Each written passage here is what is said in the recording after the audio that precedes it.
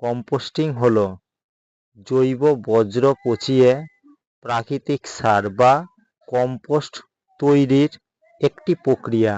এতে গৃহস্থালী কৃষি বা উদ্যানের জৈব পদার্থ যেমন ফলের খোসা, সবজির উচ্ছিষ্ট শুকনো পাতা সূক্ষ্ম জীবাণুর সাহায্যে পচনশীল অবস্থায় ভেঙে পরিবেশ বান্ধব সার তৈরি হয়।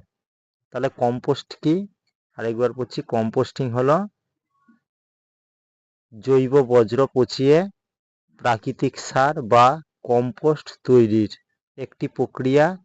এতে গৃহস্থালী কৃষি বা উদ্যানের জৈব পদার্থ যেমন ফলের খোসা, সবজির উচ্ছিষ্ট শুকনো পাতা ক্ষুদ্র জীবাণুর সাহায্যে পচনশীল অবস্থায় ভেঙে পরিবেশ বান্ধব সার তৈরি করা হয়।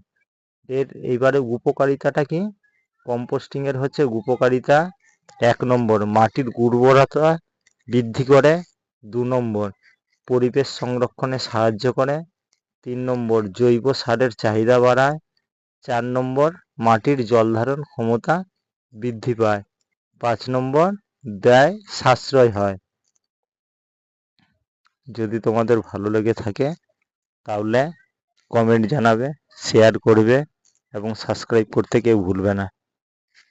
Thank you.